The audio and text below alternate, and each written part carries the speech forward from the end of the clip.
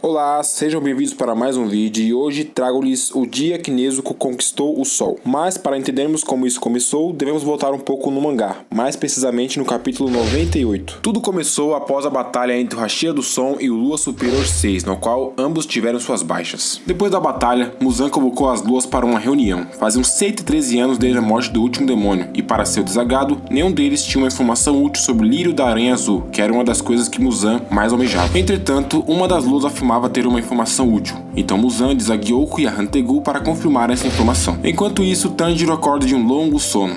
2 meses para ser preciso, lembrando que foi uma alegria total com o seu despertar, causando um grande alvoroço na galera toda, ainda mais na parte de Kanao, que ficou muito feliz por vê-lo bem. Uma semana depois, Tanjiro está parcialmente recuperado, no entanto, sua espada infelizmente se quebrou na batalha. O ferreiro ficou possesso por isso e disse que não iria fazer outra espada para ele.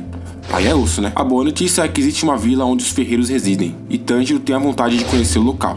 Detalhe, a vila é escondida, as rotas mudam frequentemente, só se pode chegar lá com um guia, e a pessoa deve estar vedada. No caso de Tanjiro, teve que ser usado 2 tampões para tampar o seu olfato, que é bem apurado. E claro, a Nezuko estava com ele dentro da caixa. Chegando no local, Tanjiro mal tira os tampões e já sente cheiros familiares. Mais importante que isso foi o fato da Pilar da Amor estar se banhando dentro de uma terma nua. KKKK, brincadeira. O chefe dessa vila se chama Digi de Kawahara. Ele se autodenomina como o melhor ferreiro. Curiosamente, ele foi o mentor de Hotaru, afirmando que ele foi culpado pela perda da espada de Tanjiro, porque era uma espada quebradiça. Ah, só para lembrar, o Kenya também está nessa vila, tá? Trocando uma ideia com o Pilar do Amor, que também estava esperando sua espada ficar pronta, ela começa a dizer a Tanjiro sobre uma arma secreta escondida na vila, que torna o portador mais forte. Obviamente, Tanjiro fica animado com a notícia e começa, digamos que, uma procura pela arma misteriosa. Andando pela floresta, ele acaba tomando o Pilar da Névoa, que está discutindo com o garoto por conta de uma chave. Intrometido que só, Tanjiro tenta intervir e toma um pescotapo do Pilar e desmaia ali mesmo. Quando acorda, a discussão já acabou e o garoto entregou a chave para o Pilar. Ali mesmo dá para ter uma noção da diferença da força entre eles, apesar do Pilar ser baixinho e aparentemente mais jovem. Acontece que aquela chave foi feita especificamente para um boneco, construído pelos ancestrais daquele garoto, mais precisamente 300 anos na era Sengoku. Yorichi Zeroshiki é o nome do boneco, e ele é capaz de fazer 108 tipos de movimentos diferentes, usado como método de treinamento, pois seu poder supera os dos humanos. Para quem não se lembra, Yorichi foi um lendário espadachim e irmão de Michikatsu Tsukikuni, que mais tarde se tornaria o Lua Superior 1. Durante o treinamento dá para notar o quão forte é o boneco e sua movimentação, que é bem rápida, com uma certa apelação, eu diria, por conta de seus 6 braços. Terminado o treinamento com o boneco, o Pilar sai com uma espada quebrada, mas repõe pegando uma do próprio boneco. Mano, isso não é roubo? Enquanto isso, o garoto fica indignado pelo dano causado ao boneco e pede para Tanjiro ficar mais forte que o Pilar para mostrar a ele uma lição. Coisa fácil, né? É claro, lutar com um boneco que tem 5 braços é meio complicado,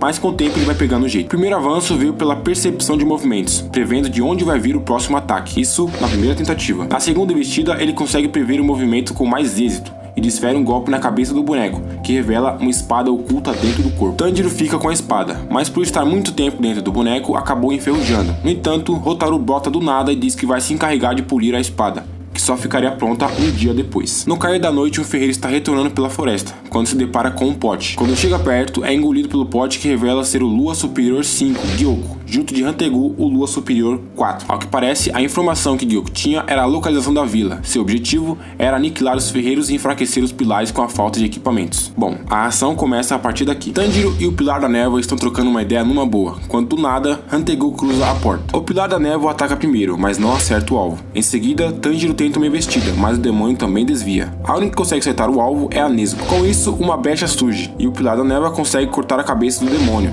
No entanto, a habilidade do demônio vem a partir desse corte. Cada vez que sua cabeça é cortada, um novo corpo surge. Cada corpo tem um tipo de sentimento, e um desses corpos acaba jogando para longe o Pilar da Névoa com um leque. Genya também entra na briga, mas ele mais atrapalha do que ajuda. Usando uma pistola ou sei lá o que, ele acaba atirando nos demônios, arrancando suas cabeças, fazendo surgir mais 2 corpos. Quando Tanjiro mal começa a perceber as habilidades dos demônios, ele acaba sendo levado para longe, se separando da Nezuko. Enquanto isso, o Pilar da Névoa está voltando a todo vapor, quando toma um garoto que está sendo atacado por um peixe. Depois de pouco tempo, ele percebe que o ponto fraco do peixe é um pote que está em suas costas.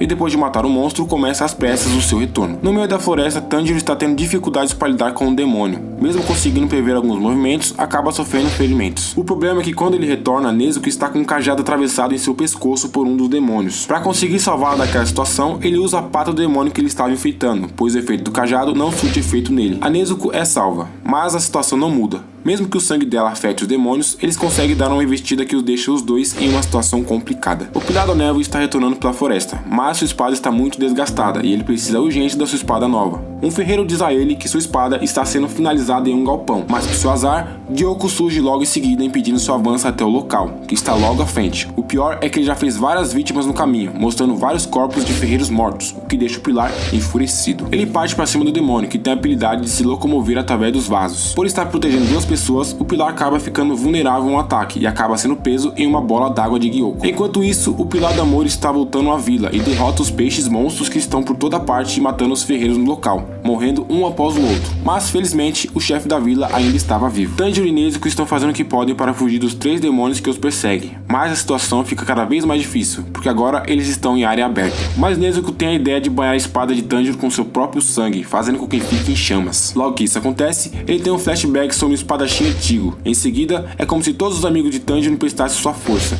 Os demônios, vendo essa cena, se lembram de um espadachim que perseguiu e quase cortou a cabeça de Muzan. O golpe é perfeito, como uma grande explosão de chamas, cortando a cabeça dos 3 demônios. O efeito das chamas impede parcialmente a regeneração dos demônios. O último demônio foi decapitado por Genya, que aparece em sua forma demoníaca. No entanto, os demônios voltam a atacar, e Tanjiro percebe o cheiro de um 5º corpo. Passa a informação a Genya, que começa a sua procura. Curiosamente, o demônio tem um tamanho bem pequeno, mas ainda assim muito resistente, quebrando a espada de Genya quando foi atacado. Tanjiro então toma a frente da situação e parte para o ataque. Mas no momento em que o demônio seria cortado, um 6º inimigo surge para salvá-lo. Ao que parece, o demônio da raiva se fundiu com os demais e criou um único corpo. Esse demônio em si é bem poderoso, sendo capaz de dominar as árvores ao seu redor. Do outro lado da floresta, o Pilar da Névoa está tendo dificuldades em lidar com Gyoko, que encontra o ferreiro que está polindo a espada de Tanjiro. É incrível a concentração do ferreiro no trabalho, ignorando por completo a presença do demônio que começa a atacá-lo. Mesmo ferido, ele continua seu trabalho. Logo em seguida, o Pilar da Névoa consegue sair da bolha d'água e parte para cima de Gyoko, que o ataca com vários tentáculos de polvo. Nesse momento, o ferreiro que estava encarregado de fazer sua espada o entrega no momento certo e ele se lança em um ataque fulminante contra o demônio. Diante do ataque, Gyoko revela sua verdadeira forma, uma espécie de tritão, ou algo parecido. Com uma última investida, eles se cruzam e o Pilar desfere um ataque, e consegue enfim decapitar o demônio vencendo a batalha. Entretanto, Tanjiro está tendo muitas dificuldades em lidar com o demônio, não achando a brecha para um ataque. Mas então, o Pilar do Amor chega e começa a ajudar o Tanjiro na batalha. Mas até ela tem dificuldades em lidar com o demônio, tendo que ser salva pelo grupo depois de receber um ataque.